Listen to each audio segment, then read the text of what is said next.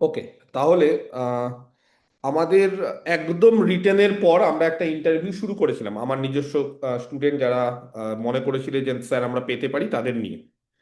তো তারপর যখন রেজাল্ট বেরোলো দেখলাম যে সেই সংখ্যাটা আরো বেড়ে গেছে, এবং সেই সংখ্যাটা অনেকজনই আছো যারা ইন্টারভিউতে চান্স পেয়েছো, সেই 11-12 হোক বা 9-10 হোক, তোমাদের একটা নাম উঠেছে মেরিট লিস্টে।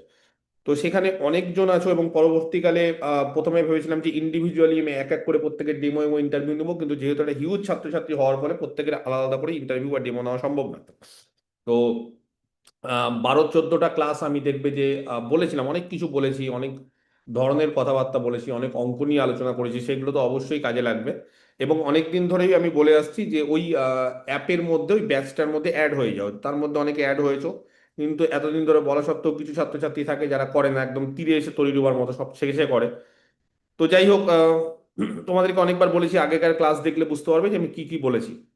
এবার যেটা বিষয় সেটা হচ্ছে, বিশেষ করে 9-10, 11-12 এর কাউন্সিলিং শুরু হবে 24 তারিখ থেকে, এবং 8 তারিখ মানে মে মাসের 8 তারিখের মধ্যে তোমাদের কাউন্সিলিং হয়ে যাবে। এবং কাউন্সিলিং হওয়ার পর তোমরা একটা স্কুল পাবে এবং স্কুল চয়েস করতে পারবে। সেই অনুসারে তোমাদের তো মোটামুটি এগিয়ে গেছে অনেকটা 11-12 এর ক্ষেত্রে। এবং 11-12 এর ক্ষেত্রে যারা যারা মেরিট লিস্টে নাম উঠেছে প্যানেলে, তাদেরকে অসংখ্য কনগ্রাচুলেশন। এবং তোমরা মানে কি বলবো, যে নিজেরা হয়তো মেরিট লিস্টে নাম দেখার পরও অনেকে আনন্দ করতে পারছো না যে স্যার প্যানেল টিকবে কিনা, এরকম কোশ্চিন অনেকেই করেছে।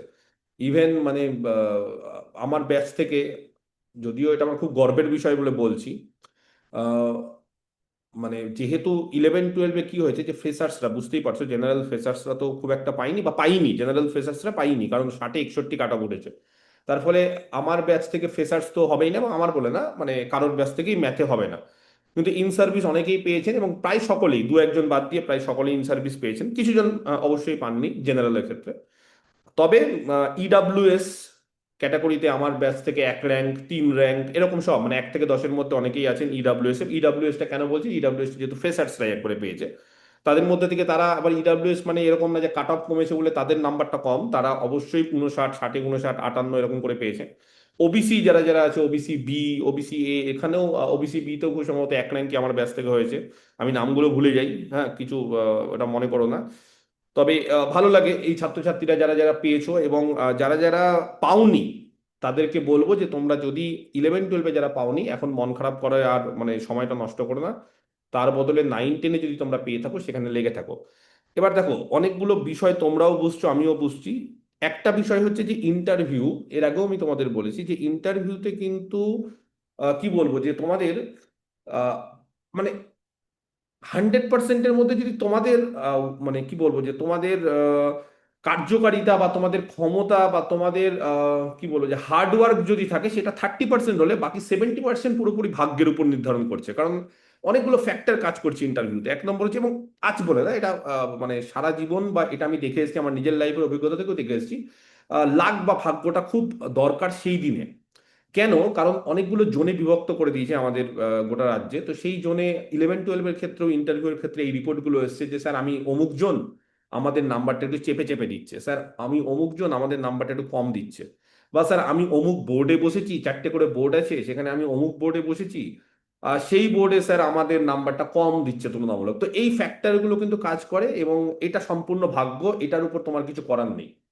আবার কিছু কিছু জন বলেছে স্যার আমি ডেমোটা খুব ভালো দিয়েছিলাম কিন্তু আমার নাম্বারটা কমে গেছে 11-12 রেজাল্টের পর। আবার কিছু জন বলছে স্যার আমি ডেমোটা সেই তুলনায় খুব একটা ভালো দেইনি কিন্তু স্যার ভালো নম্বর পেয়েছি। মানে এই অনেকগুলো বিষয় কাজ করছে, এবং যেটা বুঝতে পারছি সেটা হচ্ছে যে তুমি তোমার নিজের ইন্টারভিউকে তুমি পর্যালোচনা করতে পারছো না ঠিক মতো। মানে তুমি যেরকম হয়তো দিয়েছো, আশানুরূপ যেরকম তুমি ভেবেছো সেরকম হয়নি। আবার কেউ কেউ হয়তো যে মোটামুটি বা মিডিওকার ইন্টারভিউ দিয়েও তুলনামূলক অনেক নাম্বার পেয়েছো। দেখো, শুধুমাত্র কতগুলো ফ্যাক্টর আমি বলে দিই যে ইন্টারভিউর ক্ষেত্রে আমাদের যেটা মনে হয়, যে আমি মনে হয় যে ডেমোটা খুব ভালো দিলেই মনে হয় আমার ইন্টারভিউটা খুব ভালো। অ্যাকচুয়ালি সেটা না। মানে ইন্টারভিউ বোর্ডে একটা পার্টিসিপেন্টকে বা একটা স্টুডেন্টকে অনেক কিছু দেখা হয়। যেমন আমি একটা ছোট্ট উদাহরণ দিচ্ছি, প্রাইমারির ক্ষেত্রে রিসেন্টলি প্রাইমারিতে আমার এক ছাত্রী, তো ও প্রাইমারিতে কি হয় যে ডেমোটা ওকে বলেছে যে আমাদের পছন্দ অনুসারে দাও। আমি কেন প্রাইমারির কথা বলছি, যদিও বলতে পারো স্যার প্রাইমারি তো অন্য বিষয় না, এখন সবকিছুতেই মানে ঘুরে ফিরে একই জিনিসই হচ্ছে। প্রাইমারির ক্ষেত্রে ওকে বলেছে যে তুমি একটা অন্য বিষয়ে ডেমো দাও, অন্য বিষয় মানে আমাদের পছন্দ মতো। ওকে 3-4টে টপিক আমরা চুজ করে দিয়েছিলাম, একটা বাংলা থেকে, প্রাইমারি তো নিচু লেভেলে, একটা বাংলা, একটা ইংরেজি, একটা অঙ্ক, একটা পরিবেশ বিদ্যা, এই সমস্ত জায়গা থেকে। ওগুলো থেকেই বলেছি, কিন্তু বলেছি যে আমাকে ইংরেজির টেন্সের উপর একটা ডেমো দাও। টেন্সের মানে বুঝতে পারছো, past tense, present tense, future tense. হঠাৎ করে যদি কেউ এরকম ভাবে শোনে যে আমাকে অমুকের উপর ডেমো দাও বা ওই পার্টিকুলার টপিকের উপর। আরেকজনকে বলেছি যে তুমি সমাসের উপর ডেমো দাও বাংলাতে। বুঝতে পারছো, সমাস তো হট করে সমাস কি হবে আমি তো জানি না ঠিক মতো, এরকম একটা হয়। তো তার ফলে কি হয় যে ও একদম ঘাবড়ে গেছে, প্রচন্ড ঘাবড়ে গেছে। ঘাবড়ে যাওয়ার ফলে সে ডেমোটা ঠিক মতো দিতে পারেনি এবং অ্যাজ এ রেজাল্ট ইন্টারভিউটা খারাপ হয়েছে। আর একই জিনিস আরেকটা ছাত্র যে আমার ব্যাচে পড়ে বা আমার কাছে কোচিং নিয়েছে, সে কি করেছে, সে একদম ঘাবড়ায়নি। সে যখনই তাকে বলেছে যে তুমি আরেকটা মানে আমাদের পছন্দ মতো ডেমো দাও, তো সে সঙ্গে সঙ্গে বলেছে স্যার এই জিনিসটা আমি পারবো না, বা এটা আমি ঠিক এখন মনে নেই, এরকম ভাবে এটা ম্যানেজ করেছে। তো বলেছে ঠিক আছে, এটা তোমার মনে নেই, তাহলে তুমি তোমার পছন্দ মতো নাও। যখনই তাকে বলেছে যে তুমি তোমার পছন্দ মতো দাও, সে এত সুন্দর ডেমো দিয়েছে নিজের পছন্দ মতো যে এক্সপার্ট যারা ছিলেন তারা ভুলেই গেছে যে আমি তাকে আগে আমার পছন্দ মতো তাকে দিতে বলেছিলাম। কার পছন্দ ফ্যাক্টর না, মানে এটা তো আর ওরকম না যে এটা লড়াই বা এটা কোনো যে কম্পিটিশন যে আমার পছন্দ ওর পছন্দ, ওরকম না। এখানে পার্টিকুলার হচ্ছে তোমার দক্ষতাটা তোমাকে দেখিয়ে দিতে হবে ওই সময়টার মধ্যে। যদি তোমার দক্ষতা, তোমার ক্রেডিবিলিটি, তোমার যদি পারফরমেন্স, তোমার এক্স ফ্যাক্টর, তোমার পড়ানোর কায়দা, স্টাইল, এগুলো যদি তুমি দেখিয়ে দিতে পারো, সেটা যার পছন্দেরই ডেমো হোক। ধরো এরকম হলো যে তার পছন্দের ডেমো তুমি দিতে পারলে না, কিন্তু তোমার পছন্দের ডেমো তুমি খুব দুর্ধর্ষ দিলে, তাও কিন্তু ওখানকার এক্সপার্টরা বুঝতে পারবে যে না এই ছেলেটা বা এই মেয়েটার মধ্যে বা এই ছাত্রছাত্রীটার মধ্যে একটা ক্যাপাবিলিটি আছে, একটা পোটেনশিয়াল আছে, যেমন সে দারুণ পড়ায়। হয়তো সে সাময়িকভাবে আমাদের ডেমোটা হয়তো পড়ে আসেনি, কিন্তু সে যদি পড়ে আসতো তাহলে খুব ভালো বোঝাতে পারতো ছাত্রছাত্রীকে। এই জিনিসটা তোমাদের ক্ষেত্রেও বলবো।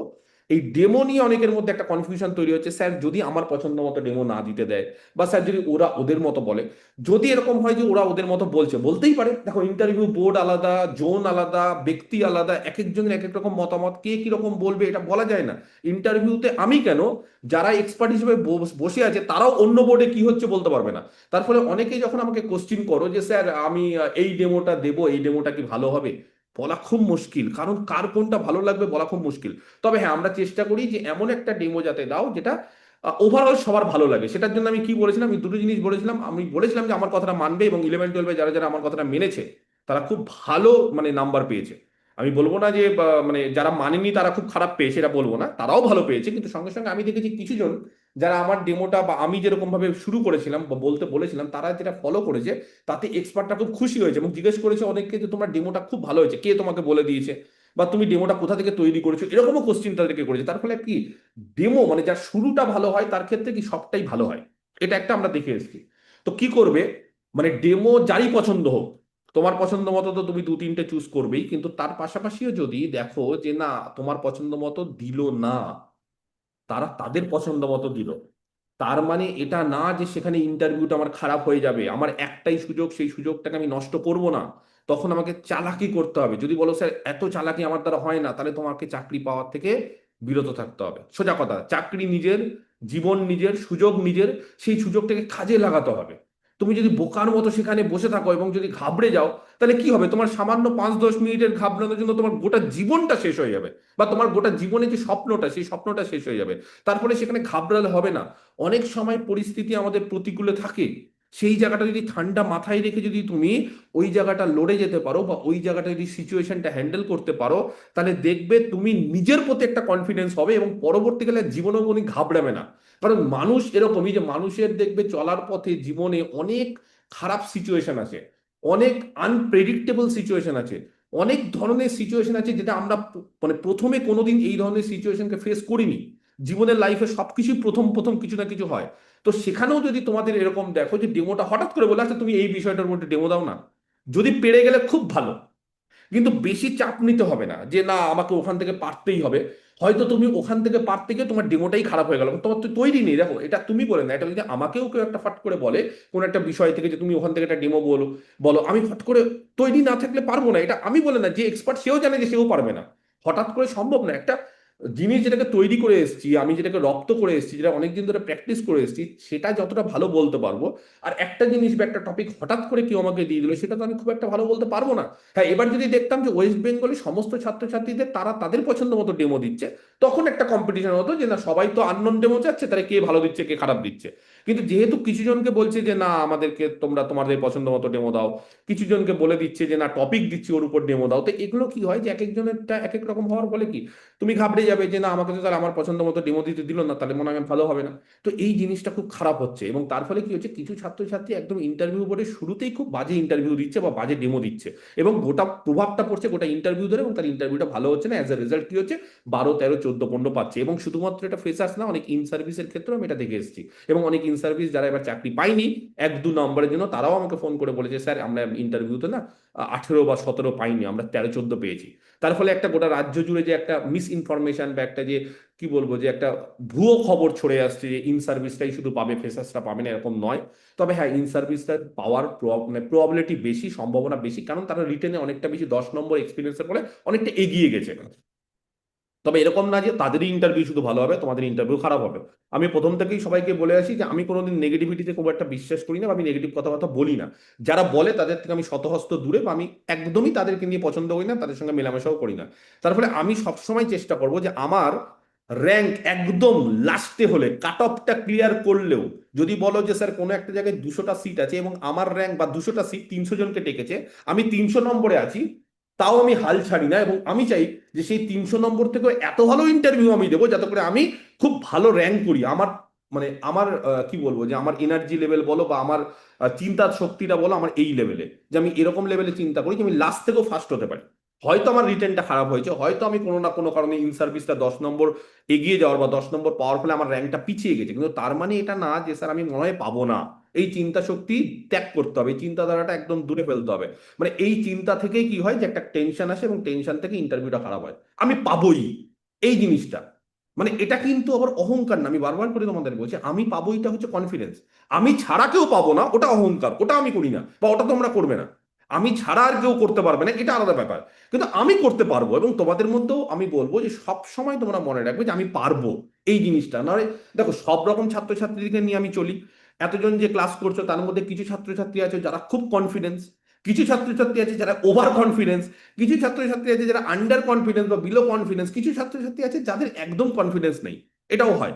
তার ফলে আমি সকলকে বলি যে যেই পজিশনে আছো, একটা ফিক্সড জিনিস ধরবে যে আমি পাবোই এই জিনিসটা। এটা এবং এটা কি বলতো, এটা শুধুমাত্র মানে জ্ঞান দেওয়ার জন্য, এটা মনোবল বাড়ায়। আমি আমার লাইফে দেখেছি অনেক ক্ষেত্রেই যে এই জিনিসগুলো জ্ঞান দেওয়া না, এটা মনোবল বাড়ায়। আমি পাবোই, এটা মনোবল বাড়ায়। আমি অনেক পরীক্ষাতে দেখেছি যে প্রথম থেকে যদি চিন্তাধারাটা এরকম করি যে আমি পাবো না, বা ইন্টারভিউতে ঢুকে দেখেছি যে আমার মনে হয় পাবো না, তাহলে দেখবে টেনশন বেশি হয়, এবং তোমার মধ্যে একটা নেগেটিভিটি কাজ করে সবসময়, মনে হয় এটা পেরে গেলাম এর পরেরটা পারবো না, এই একটা টেনশন।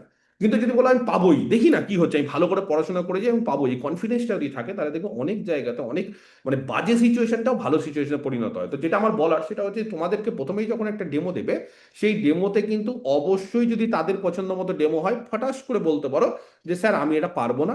তখন বলবে ঠিক আছে, তাহলে তুমি তোমার পছন্দ মতো একটা ডেমো দাও। তখন তুমি তোমার পছন্দ মতো ডেমো দিবে, এবং তোমার পছন্দ মতো ডেমো যদি খুব ভালো দাও, তাহলে ভেবো না যে ওদের পছন্দ মতো ডেমো তুমি বলতে পারো নি বলে ওরা নাম্বার কেটে দিবে, একদমই না। ওরা ডেমো মানে হচ্ছে যে তোমার পড়ানোর কায়দা, তোমার পড়ানোর স্টাইল, তুমি কিরকম কথা বলতে পারো, তুমি ছাত্রছাত্রীকে মোটিভেট করতে পারছো না, তোমার ভয়েসটা কিরকম, এই জিনিসগুলো ওরা দেখে, বা এটা আমরা দেখে আসি। এটা যদি আমি তোমার কাছ থেকে পেয়ে যাই বা তোমাদের কাছ থেকে পেয়ে যাই, তাহলে অবশ্যই তোমাকে সিলেক্ট করব। কিছু ক্ষেত্রে আবার বারবার করে বলবো, কিছু ক্ষেত্রে পার্সিয়ালিটি থাকে, কিছু ক্ষেত্রে চেনা মুখ থাকে, সেগুলো আমি সরিয়ে দিচ্ছি, কারণ ওগুলো নিয়ে আমার আলোচনা করার এখন সময় নেই, বা তোমাদেরকেও বলবো যে এগুলো নিয়ে আলোচনা করবে না। কে কোথা থেকে খবর আসবে স্যার অমুক স্যার বসেছে তার ছাত্রকে দিচ্ছে না দিচ্ছে, দেখো সেগুলো, এটা আজ বলে না, এটা এটা যুগ যুগ ধরে হয়ে আসছে, এটাকে বলে পার্সিয়ালিটি।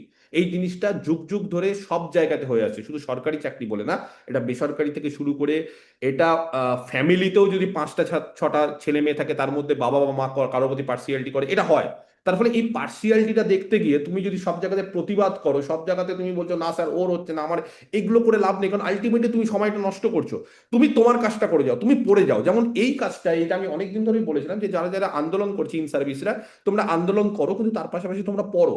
বিশেষ করে কিছু ছাত্রছাত্রী, আমার নিজের ছাত্রছাত্রী আমার কথা শোনেনি, আমার নিজের ছাত্র, আমার চাকরি করছে 2016 থেকে, তারা আমি বারবার করে বলা সত্ত্বেও এখন আমাকে বলছে হ্যাঁ স্যার আন্দোলনটা না করে, বা আমরা যদি সেই সময় একটু কম করে যদি একটু পড়াশোনা করতাম, কিন্তু স্যার তখন বুঝতে পারিনি, ভেবেছিলাম যে আমাদের মনে হয় আর পরীক্ষা দিতে হবে না আন্দোলন করলে। এখন স্যার এই চাকরিটাও গেল, আর আগস্ট অব্দি আমরা আছি, এরপর কি করব, সত্যি কি করবে যারা ইন সার্ভিস। তো ওদের ক্ষেত্রে আমি তখন যখন বলেছিলাম যে এগুলো করো না, এই সমস্ত করে লাভ নেই, এগুলো কে কি বলছে না বলছে, তুমি তোমাকে। আর কিছু ছাত্রছাত্রী আবার যেই দিন চাকরি গেছে, বিশ্বাস করে আমি একদম সঠিক কথা বলছি, যেই দিন ছাত্রী গেছে, আমি উদাহরণ দিতে পারছি না, আমার নামগুলো মনে আসছে যে যাদের যাদের কথা আমি বলছি, যেই দিন চাকরি গেছে সেই দিন ফোন করেছে, কাপা কাপা গলায় ফোন করেছে, স্যার পারবো তো, স্যার কি করবো, আপনি যেটা বলবেন সেটা হবে। আমি বললাম শোনো, আন্দোলনে যাবে না, যে যাবে যাক, তুমি একদম আইসোলেট হয়ে যাও। বলছে স্যার আমাকে তো বন্ধু বান্ধব বকাবকি করবে। আমি করুক, বন্ধু বান্ধবের সঙ্গে ডিটাচ হয়ে যাও, জীবনে বন্ধু বান্ধব আবার তুমি চাকরি পেলে সেই বন্ধুই ফোন করবে। সাময়িক 6 মাসের জন্য বন্ধু বান্ধব ত্যাগ করো, ঘরের মধ্যে নিজেকে বন্ধ করো, পড়াশোনা শুরু করো। বলছে স্যার আমার ফ্যামিলি আছে, আমার বউ আছে। আমি বললাম বউ যদি থাকে কিছুদিন বাবার বাড়ি পাঠাও, যদি তোমার সমস্যা হয়। বলছে হ্যাঁ স্যার হয়ে যাবে। না হলে স্যার অনেকে বলছে স্যার বউ থাকলে রান্না বান্নার সমস্যা হয় না, থাকবে, ঠিক আছে, যার যেটা সমস্যা, এবং ফ্যামিলিকে বোঝাও যে এই কটা দিন তোমাকে ছেড়ে দিতে। এবং তারা প্রত্যেকে, বিশ্বাস করো, যারা যারা ওই সেই দিন, হ্যাঁ, 3 এপ্রিল বা 4 এপ্রিল, 1-2 দিন হয়তো তাদের সময় লেগেছে নিজেকে মানসিকভাবে ঠিক করার, সেই দিন থেকে যারা পড়াশোনা করেছে খুব কম সময় পেলেও তারা প্রত্যেকে 60-59 করে পেয়েছে ইন সার্ভিস, 59, 58 এরকম নাম্বার। এবং এরকম নাম আমি এখন মুখস্থ বলে দিতে পারবো, এরকম 10-12 জন করে আছে। তো যাই হোক, তো ব্যাপারটা হচ্ছে এটাই যে প্রত্যেক মানুষের মধ্যে পজিটিভিটি নেগেটিভিটি থাকে। নেগেটিভিটিটাকে সাময়িক কিছুদিনের জন্য ত্যাগ করো, আবার সারা জীবন আছে, অনেক নেগেটিভ আলোচনা করতে পারবে, অনেক খারাপ কথা বলতে পারবে, অনেক গালাগালি করতে পারবে মানুষকে, করো না। এখন আপাতত পজিটিভ দিক, এবং দেখো যে তুমি কি করতে পারছো তোমার দিক থেকে। তবে একটা কথা বারবার করে বলবো, এত কিছু করার পরও ভাগ্যর একটা ব্যাপার থাকে, ভাগ্য শেষ কথা বলে, এটা আমি এখন বিশ্বাস করি, আগেও বিশ্বাস করতাম।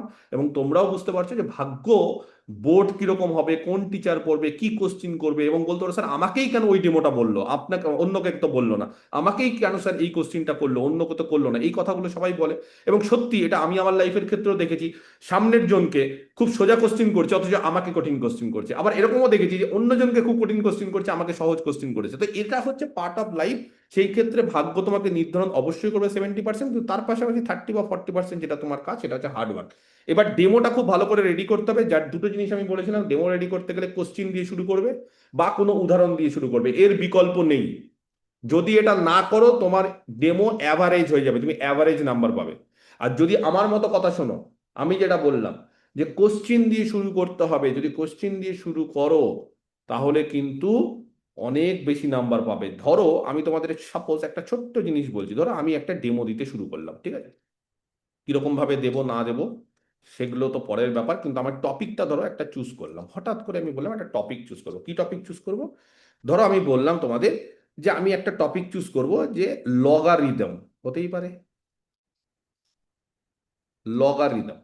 এবার লগারিদমের উপর আমি বলা শুরু করব, কিন্তু লগারিদমের উপর আমি জানি যে হাজার হাজার ছেলে মেয়ে বা শয়ে শয়ে ছেলে মেয়ে কিছু না কিছু বলেছে, তাহলে আমাকে কিছু ইউনিক বলতে হবে। এবার ইউনিক বলতে গেলে কি করতে হবে, কিছু গল্প দিতে হবে। কিরকম গল্প দিতে হবে? হয় তার ইতিহাস সম্পর্কে বলতে হবে, বা সেই জিনিসটা কেন ইন্টারেস্টিং সেটা বলতে হতে পারে, অথবা এমন কিছু লগারিদম নিয়ে বলতে হবে যেটা হয়তো অন্য কেউ বলেনি বা কম বলেছে। তো আমরা কি করব, লগারিদম দিয়ে প্রথমেই যদি তুমি লগের বৈশিষ্ট্য টৈশিষ্ট্য করতে পারো খুব ভালো কথা। আদারওয়াইজ লগের ডেফিনেশন বলে আমরা একটা ছোট্ট জিনিস করতে পারি, যে আমরা প্রথমেই বলবো যে আচ্ছা বাচ্চারা, তোমরা লগারিদম জানো তো? বলবে হ্যাঁ স্যার জানি। বলবে লগারিদম কি জানো? a to the power x to যদি ওয়াই হয় তাহলে লগ করে দেওয়া যায় এখান থেকে। বলবে হ্যাঁ সব জানি। তো বলো তো লগারিদম ক প্রকারের? লগারিদম 2 প্রকারের। একটা টেবিল বা একটা ছক দিয়ে শুরু করলাম আমার। বুঝতে পেরেছো? আমি কিন্তু বলছি না যে এটাই দিতে হবে বা এটাই সবকিছু, এটাই ফাইনাল, এটাই খুব ভালো। আমি জাস্ট কায়দাটা বলছি, আমি স্টাইলটা বলছি যে তোমাদের শুরুটা কি করে করবে। আমি একটা টেবিল দিয়ে শুরু করলাম, যদি বলো স্যার টেবিল দিয়ে শুরু করে দিলেন একটা ডেমো, ডেফিনেশন দিলেন না, উদাহরণ দিলেন না, না, ওরকম বাধা ধরার নিয়মে পড়বে না। বেশি বাধা ধরার নিয়মে যাবে তো অ্যাভারেজ পেয়ে যাবে নাম্বার। একদম যে স্যার লক কাকে বলে শুরু করলাম, আরে বাবা তুমি 2-3 মিনিটের মধ্যে তোমার পড়ানোর স্টাইলটা দেখাতে হবে, তাই না? 2-3 মিনিটের মধ্যে স্টাইল দেখাতে গেলে তোমাকে কে বলেছে ডেফিনেশন থেকে শুরু করতে হবে? এরকম কোনো বাধা ধরার নিয়ম আছে নাকি যে ডেমোতে আমরা ডেফিনেশন থেকে শুরু করি তারপর উদাহরণ দিই? ওরকম না। আমি একটা টেবিল দিয়ে শুরু করলাম। লগারিদম ক প্রকার বলছে? লগারিদম হচ্ছে 2 প্রকার। ক প্রকার? 2 প্রকার। একটা হচ্ছে কি, একটা হচ্ছে বেসিক লগারিদম, আরেকটা হচ্ছে ন্যাচারাল লগারিদম। শুরু করে দিলাম একদম এখান থেকেই, আমি ডেফিনেশনে গেলাম না, কারণ জানি ডেফিনেশন সবাই জানবে, না জানলেও আমার পড়ানোর স্টাইলটা আমি এটা দিয়ে বলবো। আচ্ছা, বেসিক আর ন্যাচারাল, বেসিক আর ন্যাচারাল, এই হচ্ছে লগারিদম। আর লগারিদমের ডেফিনেশনে কে বেস, কে কি, ওগুলো সব বলতে হবে, সেগুলো বলবে। এবার বলবে যে বেসিক লগারিদম কি হয়। বেসিক লগারিদমের ক্ষেত্রে বেসটা যে কোনো সংখ্যা হতে পারে, বেস যে কোনো সংখ্যা, কথা বুঝতে পেরেছো? বেস যে কোনো পজিটিভ সংখ্যা হতে পারে। আর ন্যাচারাল লগারিদমের ক্ষেত্রে কি হয়, বেস ই। ইটা কি? ইটা হচ্ছে একটা ধ্রুবক। ইটা কি, ইটা হচ্ছে একটা ধ্রুবক, এটা হচ্ছে গ্রোথ, গ্রোথের সঙ্গে রিলেটেড। এই গ্রোথের সঙ্গে রিলেটেড বলে আমরা এটাকে ন্যাচারাল বলি। কেন এটাকে ন্যাচারাল বলি? বলছে ন্যাচারালি আমাদের জীবনে যে সমস্ত জিনিসের বৃদ্ধি হয়, সে আমাদের দেহের কোষ হোক বা আমাদের বিভিন্ন ব্যাকটেরিয়া, বিভিন্ন জীবাণু, বা আমাদের লাইফে যেগুলো ন্যাচারালি গ্রো করে, বায়োলজিক্যাল জিনিসপত্র হতে পারে, সেগুলো বলছে এর সঙ্গে রিলেটেড। এই জন্য এটাকে আমরা ন্যাচারাল লগারিদম বলি। আর বেসিক লগারিদম মানে যে কোনো বেস হতে পারে, তার মধ্যে যেটাকে বলি কমন লগারিদম বা কমন বেস, সেটা হচ্ছে 10 হয়। এরকম টেবিল দিয়ে আমি শুরু করলাম। আমার কায়দাটা বুঝতে পেরেছি আমি কি করে শুরু করলাম? আমি একদম টেবিল দিয়ে শুরু করলাম। তো এই জিনিসটা যেটা আমি শুরু করলাম, আমি কিন্তু একদম বাধা ধরার নিয়মে গেলাম না। আমি একটা হট করে টেবিল, যখনই আমি একটা টেবিল দিয়ে শুরু করব, যারা এক্সপার্ট আছে তারা সবাই জানে যে লগ কাকে বলে, যারা ম্যাথের, তারা সবাই জানে লগ কি করে তৈরি হয়েছে, তারা সবাই জানে যে বেসিক লগ কি, ন্যাচারাল লগ কি। কিন্তু আমি এই যে এইভাবে যে পড়ানোটা শুরু করলাম, তার ফলে কি তাদের মধ্যে একটা ধারণা হবে না যে এই যে ছেলেটা, এই ছেলেটা যে ইন্টারভিউ দিতে এসছে, সে কিন্তু একটা ছক করে সুন্দরভাবে বোঝানোর চেষ্টা করছে, একটু অন্য টাইপের। এর আগে তো কেউ ছক করে এরকম বোঝায়নি প্রথমেই। এই জায়গাটাই হচ্ছে তোমাকে ধরে নিতে হবে যে তোমার মধ্যে কিছু আলাদা করে স্টার্ট করতে হবে। স্টার্টিং, ডেমো স্টার্টিং, আমি অনেক দিন ধরে বলে আসছি এবং তোমাদের সময়ও দিয়েছি যে ডেমো স্টার্টিং শুরু করবে হয় কোনো ভালো এক্সাম্পল দিয়ে। এক্সাম্পল মানে রিয়ালিস্টিক, কোনো বাস্তবের সঙ্গে সম্পর্কযুক্ত যেই টপিকই হোক। তুমি যদি বলো স্যার আমি ত্রিকোণমিতি শুরু করব, স্যার ত্রিকোণমিতিতে একটা রিয়ালিস্টিক উদাহরণ কি দেবো স্যার? জানো, ত্রিকোণমিতি অ্যাঙ্গেল দিয়ে আমরা যখন কোনো নদীর পাশে বসে থাকি, নদীর দৈর্ঘ্য মাপা যায়। অনেক ভিডিও আছে ইউটিউবে, সার্চ মারবে হাউ টু মেজার, ঠিক আছে, এ লেন্থ বা the length of a river by ত্রিকোণমিতি। সুন্দরভাবে ওই জিনিসটার উপর বলে দাও না। কিভাবে বলবে যে আচ্ছা ছাত্রছাত্রীরা আমরা ত্রিকোণমিতি ইউজ করো? জানো তো ত্রিকোণমিতিতে আমরা সাইন, কস, থিটা এই ধরনের জিনিস ইউজ করি, যে অ্যাঙ্গেল ইউজ করি, তা সাইন, কোসাইন, ট্যানজেন্ট এগুলো ইউজ করি। কেন ত্রিকোণমিতি ইউজ করি জানো তোমরা? জানো আমরা একটা নদীর দৈর্ঘ্য ত্রিকোণমিতি দিয়ে মাপতে পারি। জানো কি? আচ্ছা জানো না তো, তাহলে দেখো কি করে মাপছি। এইবার শুরু করো। ত্রিকোণমিতি হাইট অ্যান্ড ডিস্টেন্স করি না আমরা? তাহলে এইভাবেই তো করি। তো একটা বাস্তব যখন উদাহরণ, এবার হাইট অ্যান্ড ডিস্টেন্স গাছের উদাহরণ সবাই দেবে, তুমি একটা অন্য উদাহরণ দাও। তুমি নদীর দৈর্ঘ্য মাপার উদাহরণ দাও। তুমি বসে বসে এই পার থেকে তুমি নদীর দৈর্ঘ্য মাপতে পারবে, ওই পারে না গিয়ে, কোনো টেপ ছাড়া, কোনো রকম কোনো কিছু ছাড়া। তুমি এখান থেকে বসে তুমি জাস্ট অ্যাঙ্গেল দিয়ে, এখানে একটা লাঠি দিয়ে আর এখানে একটা অ্যাঙ্গেল দেবে, এই অ্যাঙ্গেলটা আর এই লাঠিটা দিয়ে এরকম একটা এখান থেকে একটা খুঁটি পুঁতবে, এখান থেকে একটা অ্যাঙ্গেল করবে এখান থেকে, তাহলে তুমি এই দৈর্ঘ্যটা বেরিয়ে যাবে। এটাই তো আমাদের ত্রিকোণমিত্রি। তাহলে এই জায়গাগুলোকে তোমাকে ভালো করে বলতে হবে। যখনই তুমি এই জায়গাতে একটা ডেমো দেবে, বিশ্বাস করো ত্রিকোণমিতিতে 500টা ছেলে ডেমো দিক আর তুমি দাও, তোমারটাই নেবে। তোমারটা নেবে মানে তোমারটাই বেশি অ্যাকসেপ্ট করবে গ্ল্যাডলি। তোমারটাই বলবে বাহ ছেলেটা তো একটা ইউনিক দিল কিছু, খুব ভালো দিল। এবং তারা বলতে বাধ্য হবে, এবং আমার কিছু ছাত্রছাত্রীকে 11-12 বলতে বাধ্য হয়েছে খুব সুন্দর হয়েছে ডেমোটা তোমার, কোথা থেকে তৈরি করেছো এরকম জিজ্ঞেস করেছে। সেটা বলার দরকার নেই আমি কোথা থেকে তৈরি করেছি না, আমি করে স্যার থ্যাংক ইউ, ব্যাস হয়ে গেল। এরকম হচ্ছে বিষয়। তো একটা রিয়ালিস্টিক এক্সাম্পল দিয়ে শুরু করবে ডেমোটা। 2 নম্বর হচ্ছে কোশ্চিন, কিছু কোশ্চিন দিয়ে শুরু করতে পারো। যে আচ্ছা ছাত্রছাত্রীরা বলো তো যে এইটা কি হবে। তারপর কোশ্চিন থেকে টপিকে ঢুকে যাবে, এবং টপিক রিলেটেড কোশ্চিন থেকে টপিকে। বা এরকম কোনো ডায়াগ্রাম, যেটা আমি বললাম হঠাৎ করে লগারিদম বা কিছুর একটা ডায়াগ্রাম দিয়ে শুরু করলে, বা কোনো চার্ট দিয়ে শুরু করলে, এরকম দিয়ে শুরু করলে এগুলো খুব ইন্টারেস্টিং। আর যদি বলো না স্যার আপনার এই কথাগুলো ভালো লাগে না, তাহলে অ্যাভারেজ যেরকম শুরু করো সেরকম শুরু করো। যে আজকে তোমাদের আমি রিয়াল নাম্বার পড়াবো। রিয়াল নাম্বার মানে বাস্তব সংখ্যা। বাস্তব সংখ্যা কারা? বাস্তব সংখ্যার মধ্যে মূলদ আর অমূলদ আছে। মূলদ কারা? যারা পি বাই কিউ আকারে লেখা যায়, Q non zero, P R Q integer. Integer কারা? যারা zero plus minus one plus minus. তাহলে শুরু করো। ওই বাধা ধরা সবাই বাস্তব সংখ্যা বলে আসছে, তোমার কোনো ইন্ডিভিজুয়ালি এক্সট্রা কোনো কিছু নাম্বার দেবে না। সবাইকে যদি 13-14 দেয় তোমাকেও 13-14 দেবে ডেমোতে, সবাইকে যদি 10 দেয় তোমাকেও 10 দেবে, সবাইকে যদি 18 দেয় তোমাকেও 18 দেবে। তোমাকে এক্সট্রা, অন্যদের থেকে এক্সট্রা যে এগিয়ে যাও, যে তুমি যে কাট অফে লাস্টে এসছো, তুমি যে কাট অফে একদম, যদি বলে যে 300 জনের মেরিট লিস্টে তুমি যে 300 নম্বরে আছে, সেই 300 থেকে তোমাকে তো এগোতে হবে। তোমাকে তো 300 থাকলে হবে না, সিট তো 200টা আছে।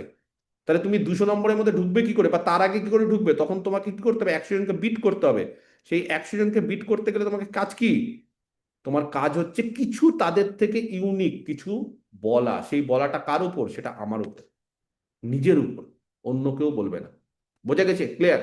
আচ্ছা এই গেল হচ্ছে বিষয় 1 নম্বর। 2 নম্বর বিষয় হচ্ছে যে এই ডেমোগুলো আমি অনেক দিন ধরে বলে আসছি এবং আজও বলছি, ডেমোগুলো রেডি করো। ডেমোগুলো রেডি করার পর ডেমোগুলো পাঠাও। কিছু জন পাঠাচ্ছ, কিন্তু আমার খুব একটা কারোরটা ভালো লাগছে না। আমি সত্যি কথা বলছি এবং সত্যি কথাই সবাইকে মুখের উপর বলছি। আমি যাদেরটাই দেখছি তাদেরটা অন এভারেজ হচ্ছে। অন এভারেজ আমার ভালো লাগে না। যদি বলো স্যার চলবে কি না, চলে যাবে। চলার জন্য তোমাকে আমি বলছি না, চলে যাবে ওগুলো চলে যাবে, কিন্তু আমি তোমাকে চাকরি পাওয়ানোর জন্য বলছি। চাকরি পাওয়ানোর জন্য মুখের উপর আমি তোমাকে সত্যি কথা বলতে রাজি।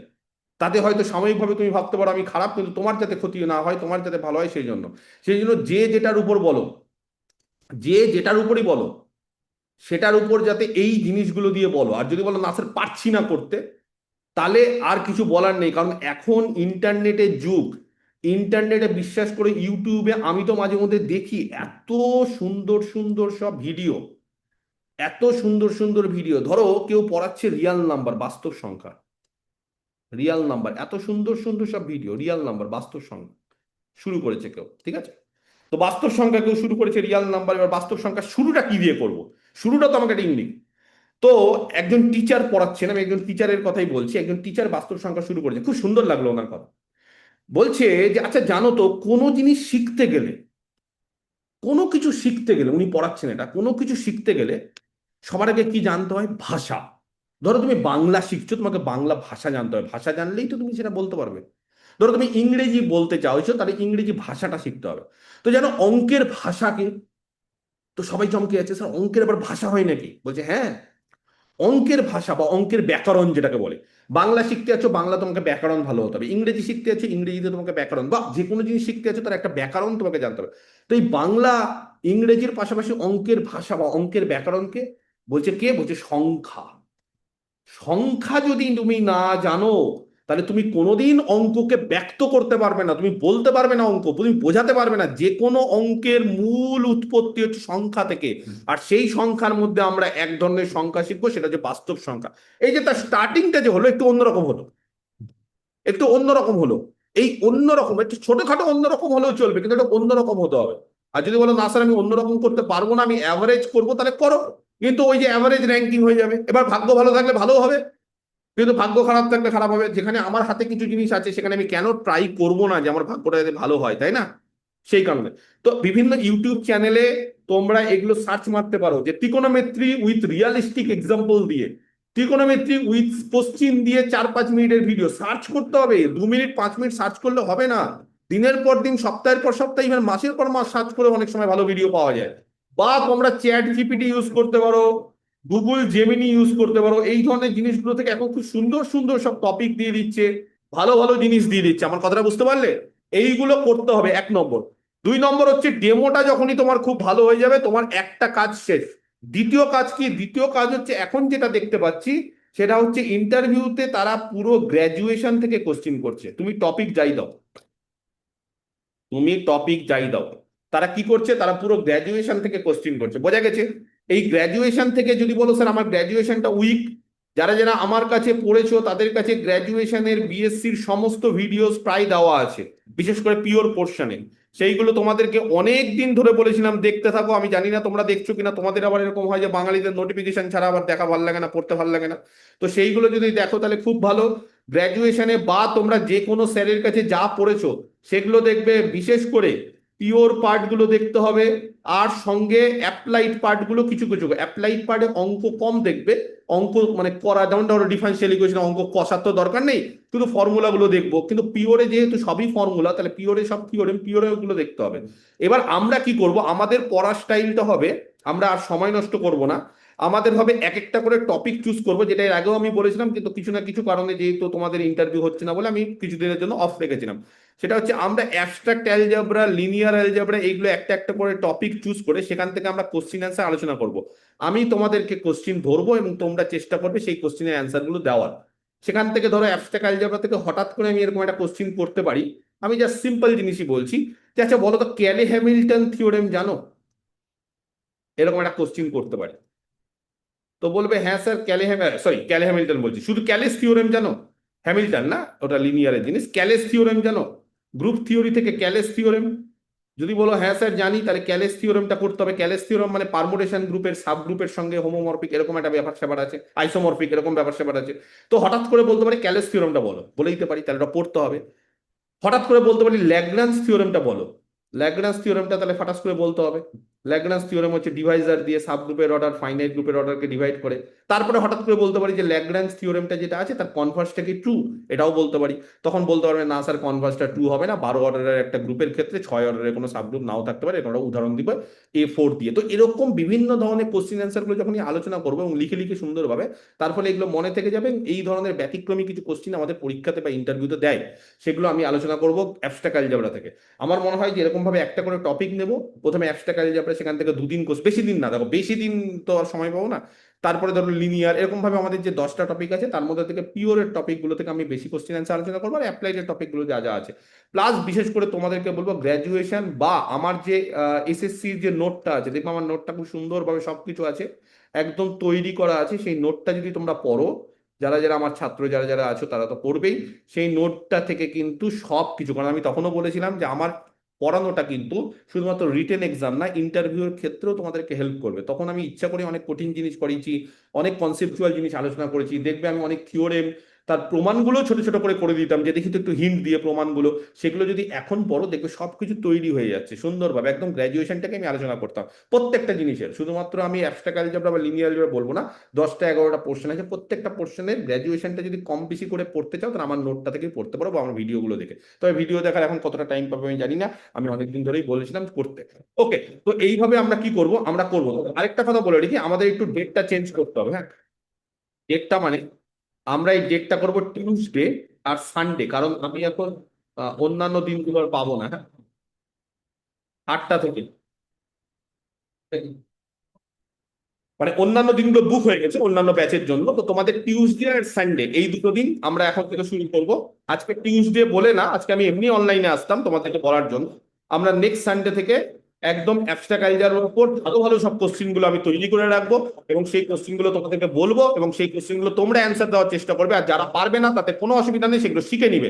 আমাদের কাজ হচ্ছে নতুন নতুন কোশ্চিন অ্যান্সার শেখা, এবং মানে ইন্টারভিউতে যে ট্রিকি কোশ্চিন গুলো করে, ইন্টারভিউতে কি করে ট্রিকি কোশ্চিন গুলো করে, এবং ইন্টারভিউতে কি ধরনের কোশ্চিন করে সেগুলো তো, মানে আমি এতদিন ধরে এই সমস্ত জায়গায় যুক্ত হতে হতে, বা আমি তো 15 বছর ধরে গ্র্যাজুয়েশন পড়াই, আমার মোটামুটি মানে কম বেশি আমি বলে দেবো যে কি কি করতে পারে। তবে হ্যাঁ, আমি তো আর সবকিছু না, বা আমি তো একদম শেষ কথা না যে আমার বাইরে কোনো কোশ্চিন করতে পারে না, এক একজনের একরকম মতামত, প্রচুর কোশ্চিন হয়, এক একটা টপিক থেকে অনেক কিছু করতে পারে।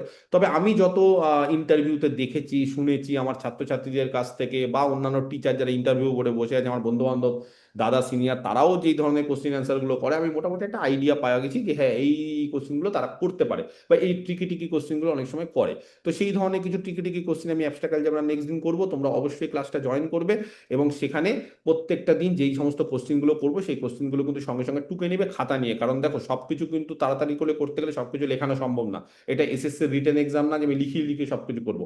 ইন্টারভিউ তো হট করে বলতে পারি ক্যালের থিওরামটা বলো, সঙ্গে সঙ্গে কি যে পারবে না সে ক্যালের থিওরামটা নোট করে দিলে বই থেকে দেখে নিবে ক্যালের থিওরামটা, আমি বলে দিব বা কেউ না কেউ বলে দিবে, কিন্তু তাও ল্যাগ্রাঞ্জ থিওরামটা বলো, ল্যাগ্রাঞ্জ থিওরামটা বলে দেবে, ল্যাগ্রাঞ্জের কনভার্সটা কি টু হয় কিনা এগুলো। বা হঠাৎ করে বলবো যে আচ্ছা বলো তো একটা গ্রুপ আছে যার অর্ডার 23, তার কটা জেনারেটর থাকবে, হঠাৎ করে বলতে পারি। কে বলতে পারবে একটা গ্রুপ অফ অর্ডার 23 কটা জেনারেটর থাকবে, সাইক্লিক গ্রুপ যদি হয়? এই সাইক্লিক গ্রুপ অফ অর্ডার 23 কটা জেনারেটর থাকে? 23 কি প্রাইম না প্রাইম না? বলছে প্রাইম। যদি প্রাইম হয় তাহলে কটা জেনারেটর থাকবে? একটা কমে যাবে, কটা হয়ে যাবে? 22টা হবে। দেখো অনেকে অ্যান্সার দিয়ে দিচ্ছে 22, দেখতে পাচ্ছ? তাহলে বুঝতে পারছো কত অ্যাডভান্স লেভেলে অনেকে পড়াশোনা করছে। তাহলে এই হচ্ছে বিষয় যে 22টা জেনারেটর, তাহলে এই ধরনের কোশ্চেন কিন্তু তুমি সময় পাবে না। তুমি যদি বলো যে স্যার এখন গ্রুপ থিওরি থেকে আমাকে জেনারেটর কটা বের করতে হবে পরীক্ষাতে ইন্টারভিউতে, তুমি পাবে সময় নাকি? তোমাকে একদম ঠোঁটস্থ হয়ে যেতে হবে যে একটা গ্রুপ অফ অর্ডার 23 যদি সাইক্লিক গ্রুপ হয় তাহলে তার কটা জেনারেটর। বা হয়তো বলতে পারে যে একটা জেড 4 আর জেড 6 এদের মধ্যে আহ, মানে কতগুলো হোমোমরফিজম থাকতে পারে, এরকম ধরনের কোশ্চিন করতে পারে। কারণ গ্র্যাজুয়েশন লেভেলে সেই ধরনের কোশ্চিন করছে। তার ফলে কিছু কিছু ছাত্রছাত্রী আমাকে অনেকদিন ধরে বলে আসছে যে স্যার আমি তো 9-10-এ চাকরি পেয়েছি, তাহলে কি 9-10-এর বই থেকে শুধু ধরবে? এরকম কোনো কথা নাই। 9-10 কেন, 11-12 কেন, গ্র্যাজুয়েশন কেন, মাস্টার ডিগ্রি কেন, পিএইচডি থেকেও কোশ্চিন করেছি 11-12-এ। তার ফলে তুমি যদি ভেবে রাখো যে আমার 9-10-এ চাকরি মানে শুধু 9-10 পড়লেই চলবে, একদমই না। আমার 11-12 মানে আমি 11-12 শুধু পড়ে যাবো, একদমই না। তোমাকে গ্র্যাজুয়েশন পড়তে হবে, তোমাকে অনার্স পড়তে হবে, তোমাকে এমএসসি পড়তে হবে। এবার অনেককে কি হয়, এমএসসির ক্ষেত্রে কিছু কিছু ছাত্রছাত্রীকে জিজ্ঞেস করছে যে আচ্ছা তোমার কি এমএসসি আছে, যদি নেই নেই নেই, ভালো কথা, তাদের কোনো ক্ষতি নেই। আর যাদের এমএসসি আছে তারা বিশেষ করে একটু অপশনাল পেপারগুলো কি কি আছে একটু জেনে যেও, যে স্যার এটা এটা অপশনাল পেপার, এটা এটা অপশনাল। হ্যাঁ ঠিকই বলেছো, জেড 4 আর জেড 6 মানে তাদের জিসিডি কত? এদের জিসিডি হচ্ছে 4 আর 6, জিসিডি হচ্ছে 2, তাহলে দুটো হোমোমরফিজম থাকবে, দুটো ইয়ে থাকবে, ঠিক আছে, হোমোমরফিজম থাকবে এদের মধ্যে, ঠিক আছে, এটা হচ্ছে বিষয়। একটা হচ্ছে ট্রিভিয়াল হোমোমরফিজম, সেটা সবসময় থাকে, আরেকটা হোমোমরফিজম থাকবে, এই হচ্ছে ব্যাপার। তো এরকম বিভিন্ন ধরনের কোশ্চেন করতে পারে, ঠিক আছে? তো যাই হোক, যেটা আমার বক্তব্য সেটা হচ্ছে যে আমি এইরকম abstract algebra, linear algebra, analysis, numerical, probability, এগুলো যতদিন পাবো ততদিন এই ধরনের কোশ্চেনগুলো করবো। প্রত্যেকটা টপিক থেকে দুদিন দুদিন করে ক্লাস নেওয়ার চেষ্টা করবো। 10টা টপিক 20 দিন ক্লাস দেবো, তার বেশি ক্লাস নেওয়া সম্ভব না। তো সেগুলো করে আমি এই রোববার থেকে সব সিরিয়ালি একদম শুরু হয়ে যাবে সিস্টেমেটিক্যালি, এবং তোমরা কিন্তু পড়াশোনাটা শুরু করে দাও। এবং যদি পড়াশোনাটা শুরু করো তাহলে অবশ্যই কিন্তু চাকরির দিকে এগোবে। আর তারপরেও বলবো, ভাগ্য একটা বিষয়। সেই ভাগ্যর মানে কি বলবো, যে তুমি পড়াশোনা করে গেলেও তোমার কাছে ভাগ্য থাকতে পারে না, একদম ফ্যাক্ট বলছি। মানে অনেকে আছে স্যার বলে, স্যার আমার কি দোষ, আমি তো সারা দিন পড়াশোনা করলাম, সত্যি তো খুব ভালো পড়াশোনা করলাম, তাও তো স্যার ভাগ্য সাথ দিল না। দেয় না, দেয় না, অনেকে দেয় না, অনেকে দেয় না। আমাকে এর আগে দিন একটা ছাত্রী ফোন করেছে, স্যার জানেন আমি গ্রুপ ডি পরীক্ষা দিয়েছি, 40-এ 39 পেয়েছি। মানে পেয়েছি মানে ইন দ্য সেন্স যে ওই অ্যান্সার ট্যান্সার মিলিয়ে, কিন্তু স্যার আমি কোশ্চিন বুকলেটটা ভুল লিখেছি। ওটাতে গ্রুপ ডির পরীক্ষাতে আমি ডি করে এসেছি, কিন্তু বুকলেটটা বি ছিল, আমি তাড়াহুড়োর মধ্যে। বলছে স্যার আমি জীবনে অনেক পরীক্ষা দিয়েছি, নেট পরীক্ষা দিয়েছি, সেট পরীক্ষা দিয়েছি, অনেক কম্পিটিভ, জীবনে এটা ভুল করিনি, কিন্তু গ্রুপ ডি পরীক্ষাতে ডি এর জায়গায় ওটা করে এসেছি। তো আমি তাকে বললাম যে আমি স্যার ওই স্বর্ণালী তো স্বর্ণালী অনুযায়ী, তো স্বর্ণালীকে আমি বললাম যে স্বর্ণালী, তো তোমার, ও বলছে স্যার আমার ভাগ্যটাই মনে হয় খারাপ। আমি বললাম, তোমার ভাগ্য খারাপ না, তুমি গ্রুপ ডি চাকরি পাবে না এটা ভগবান, মানে চাকরিটা পাও ভগবান চাইছে না। তুমি ঠিক দেখবে স্কুল টিচারের চাকরি পাচ্ছে। বলছে স্যার সত্যি পাবো তো? আমি বললাম, হ্যাঁ পাবো, মিলিয়ে নিও। বলছে স্যার যদি পাই আপনার বাড়িতে গিয়ে আপনাকে মিষ্টি দিয়ে আসবে। আমরা ঠিক আছে, তুমি আমার বাড়িতে এসে আমাকে মিষ্টি খাইও, কিন্তু আমি বলে রাখলাম, আমার কেন না মনে হচ্ছে যে ভগবান তোমাকে দিয়ে গ্রুপ ডি চাকরি করাবে না, সেই জন্য তোমাকে ইচ্ছে করে ভুল করিয়েছে। তো ও তারপর থেকে বলছে স্যার মন খারাপ হচ্ছে না, আর মন খারাপ করবো না। কারণ ব্যাপারটাই এটা যে অনেক সময় কি হয় যে ভাগ্য অনেক সময় অনেক কিছুকে, যেমন ধরো আমার কিছু মানে জুনিয়র, আমার কিছু ছাত্রছাত্রী না 2016 চাকরি পায়নি। তারা বলেছিল আমাকে না পাওয়ার পর যে আমাদের জীবনটা মনে হয় স্যার আমাদের ব্যর্থ হয়ে গেল, আমাদের মনে হয় ভগবান 2016 চাকরিটা দিল না, কিন্তু স্যার দেখুন ওকে দিল। ও স্যার কোটাতে কম নম্বর পেয়ে পেলো, কিন্তু স্যার আমি জেনারেলে বেশি নম্বর পেয়েও পেলাম না। এরকম অনেক ছাত্রছাত্রীরা কমপ্লেন করে। তখন আমি তাদেরকে বলি যে কি বলবো বলো, ভাগ্যটাই খারাপ। কিন্তু মনে মনে আমি জানি যে ওর ভাগ্য ঠিক কিছুদিন পর ভালো হবে। যারা যারা 2016 চাকরি অনেকে পায়নি, তাদের মধ্যে অনেকেই বিশ্বাস করে ইএমআরএস, সেন্ট্রালের চাকরি, নেট সেট পাস করে কলেজ সার্ভিস কমিশনে অনেকেই চাকরি পেয়ে গেছে। তার ফলে তারা এখন বলে স্যার আমার ভাগ্য খারাপ না, আমার ভাগ্যটা সত্যি ভালো ছিল, আমি পাইনি সেটা। সত্যি যারা 2016-তে কিছু কিছু পায়নি তারা ভালো, যারা পেয়েছে তারা বলবো না যে ভাগ্য খারাপ। অনেক সময় কি হয়, তারাও পরীক্ষার মধ্যে দিয়ে চলছে। মানে মানুষের যে কখন কি চলবে না চলবে খুব মুশকিল। মানে ভগবান ঠিক করে রেখেছে তুমি কোন পথে যাবে, সেই পথ তোমাকে ঠিক দেখাবে। তবে হ্যাঁ, তার জন্য হার্ডওয়ার্ক করতে হবে। তুমি যদি বলো স্যার আমি ছেড়ে দেবো, আমি স্যার সবকিছু ছেড়ে দেবো, আমি স্যার শুধু প্রার্থনা করব, আর স্যার আমি 1 মাস রোজা রাখবো, তাহলেই মনে হয় ভগবান আমাকে সব দিয়ে দিবে, ওরকম হয় না। তুমি পুজো করো, তুমি রোজা রাখো, তুমি যা কিছু করো, পড়তে তোমাকেই হবে, খাটতে তোমাকে হবে, না হলে তুমি যতই ভগবানের কাছে যাও, যতই তুমি করো, ভগবান ঠিক জানে যে কাকে কি দিতে হবে, সব কিছু বাধা দ্বারা। সেই জন্য ওরকম কোনো ব্যাপার নেই। না হলে তো ভগবানের কাছে যারা পুজো অর্চনা করতো তারাই বড়লোক হতো, আর বাকি যারা আমাদের সাধারণ মানুষ তারা কিছুই পেত না, ওরকম না। ভগবান ঠিক জানে কাকে কোনটা দিতে হয়, কোনটা কি করতে হয়। সেই জন্য ভাগ্য খারাপ ভালো অবশ্যই থাকে, সাময়িক, এবং ভাগ্য পরিবর্তন হতে বেশি সময় লাগে না। এই যে একটা সামান্য উদাহরণ দিচ্ছি, এই যে ক্রিকেট ওয়ার্ল্ড কাপ আমি সেদিন দেখছিলাম, একটা প্লেয়ার আছে সঞ্জু স্যামসন নামে, জানি না তোমরা সবাই খেলা দেখেছো কিনা।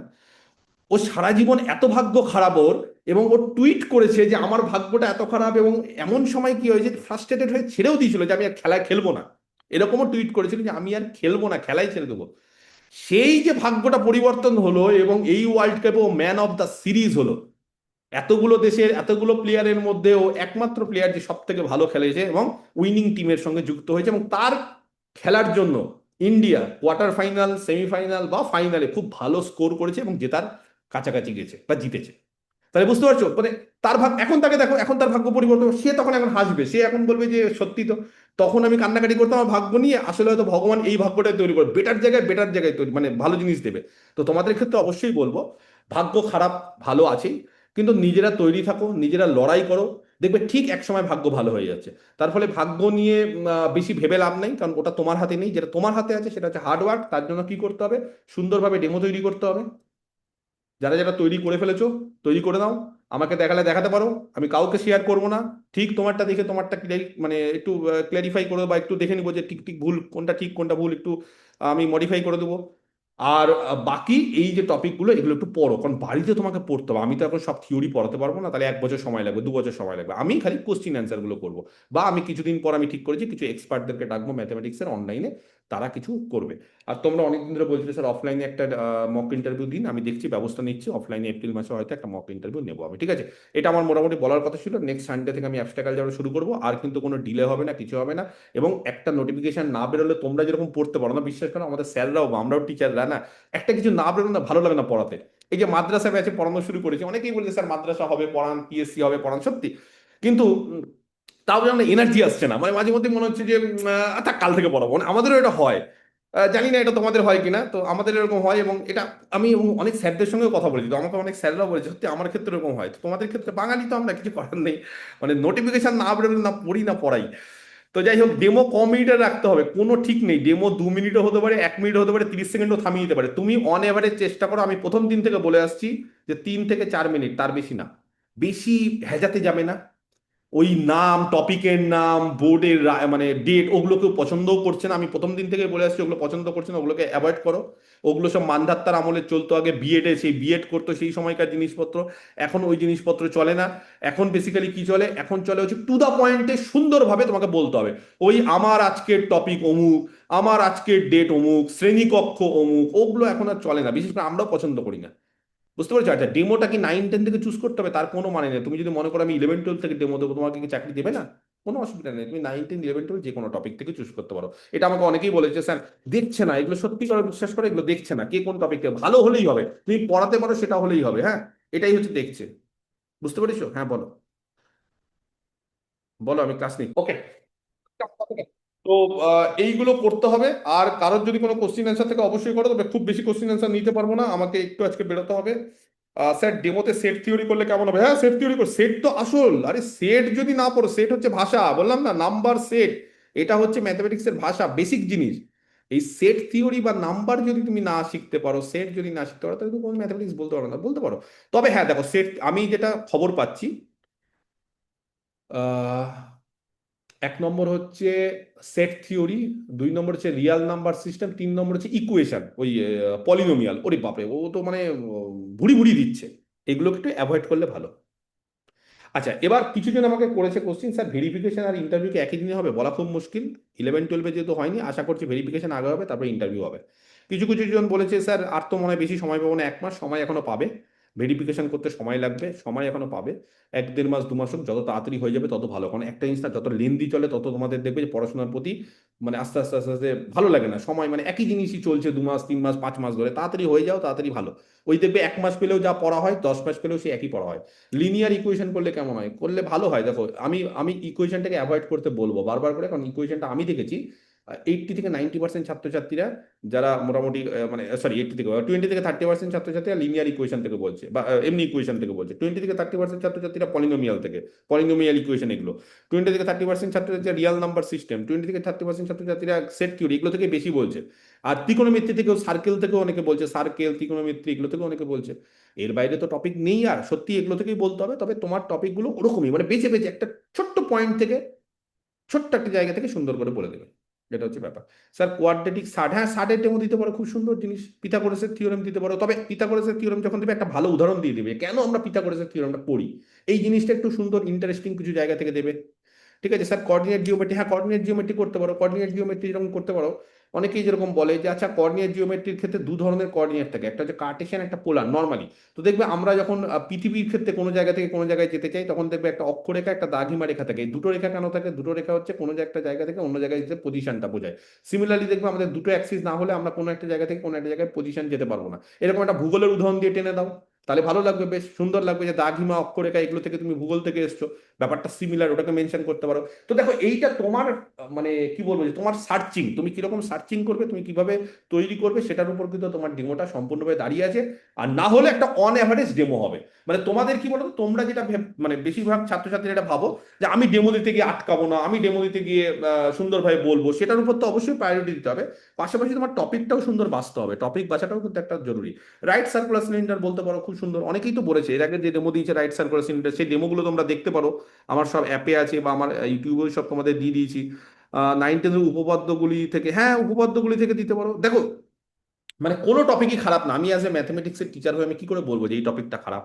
তো তখনই তো বলবো স্যার আপনি নিজেই পড়িয়েছেন আর আপনি অনেক খারাপ বলছেন, রেগে যাবেন। হাইট অ্যান্ড ডিস্টেন্স বললাম তো, হাইট অ্যান্ড ডিস্টেন্স বলতে পারো, ভ্যারিয়েশন, ভ্যারিয়েশন মানে ভ্যারিয়েশন মানে ভ্যারিয়েশন, বলতে পারো, যে কোনো জিনিসই বলতে পারো না। প্লাস নাইনের বইতে যেরকম ধরো, নাইনের বইতে শুরু হয়েছে কি, নাইনের বইতে প্রথম টপিক হচ্ছে রিয়াল নাম্বার সিস্টেম, প্রথম টপিক নাইনের বইতে।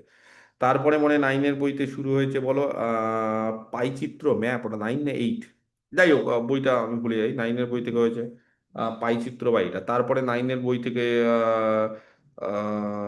বীজগাণিতিক রাশির লসাগু গসাগু এগুলোও আছে। তো এই জিনিসপত্রগুলো একটু পড়তে পারো। উৎপাদক বিশ্লেষণ এগুলো তো আছে, তো এইগুলো থেকে একেবারে জমবে না। মানে তোমাকে দেখাতে হবে তোমার মধ্যে ট্যালেন্ট আছে, তোমার মধ্যে নলেজ আছে, এটাও দেখাতে হবে। তাহলে এমন টপিক চুজ করবে যেটা একটু হাটকে হবে, যেটা সুন্দর হবে, আর তোমার মধ্যে যে ডেপথ আছে, তোমার মধ্যে যে নলেজ আছে, সেটাও তোমাকে দেখাতে হবে। আর তুমি উৎপাদক বিশ্লেষণ শেখাচ্ছ, যে মিডল টার্ম ফ্যাক্টর শেখাবো, তো তো কি এটা তো মানে বেসিক্যালি কি বলো, খুব একটা ইন্টারেস্টিং কিছু না। জিনিস ঠিক আছে কিন্তু কোনো ইন্টারেস্টিং না। ঠিক আছে, বোঝা গেছে? আচ্ছা, এটা কি লিখছো ভ্যারাইয়েশন, মানে ভ্যারাইয়েশন মানে কি গো? হায়ার ক্লাসে পড়ালে খিস্তি মারবে না তো? হ্যাট, আজে বাজে ভাষা বলছে কেন? এই ধরনের ভাষা বলতে নেই। বকবে না বলো, উল্টো পাল্টা কথা বলছে। না, হায়ার ক্লাসে পড়ালে কেন বকবে? বকার কিছু নেই। তুমি হায়ার ক্লাস থেকে নিচু ক্লাস পারমুটেশন করলে কেমন হয়? পারমুটেশন, হ্যাঁ পারমুটেশন তো ওটা অবশ্যই 11-12 এর টপিক, করতে পারো। ভালোভাবে বলতে গেলে ভালোভাবে শুরু করো না, পারমুটেশন করো না। পারমুটেশন যেরকম একটা জিনিস আছে, লম্বা লম্বি বসলে কিরকম পারমুটেশন হয়, আর গোল চেয়ারে বসলে কিরকম পারমুটেশন, এই টপিকটা চুজ করতে পারো, ভালো টপিক, মানে খুব সুন্দর টপিক। যে লম্বা লম্বি যদি বসি, পাঁচটা টেবিল দেওয়া আছে বা পাঁচটা চেয়ার দেওয়া আছে, সেখানে যদি আমরা বসি তাহলে কিরকম পারমুটেশন, আর গোল টেবিলে বসতে কিরকম হবে, এটাও হতে পারে।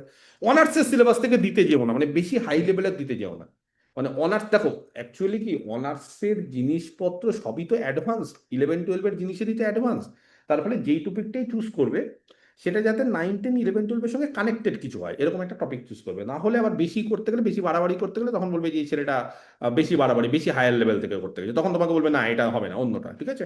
এরকম লম্ববৃত্তাকার চোঙ, হ্যাঁ অনেকেই বলছে রেশিও প্রপোর্শন, হ্যাঁ অনেকেই বলেছে রেশিও প্রপোর্শন, অনুপাত সমানুপাত। তবে ওই ওই একই একঘেয়েমি শুরু করবে না, যে অনুপাত সমানুপাত, এটা পূর্বপদ, এটা উত্তরপদ, ওই জিনিস আমার ভাল লাগে না। এটা গুরু, এটা লঘু, এটা সামান্যবদ, এই ওই ওই এগুলো ভালো লাগে না, এগুলো সবাই বলবে। তোমাকে কিছু একটা অন্য সিম্পল ইন্টারেস্ট অবশ্যই শুরু করতে পারো, সেই আবার একই দিও না যে I = PR/100, ওই দিয়ে শুরু করো না।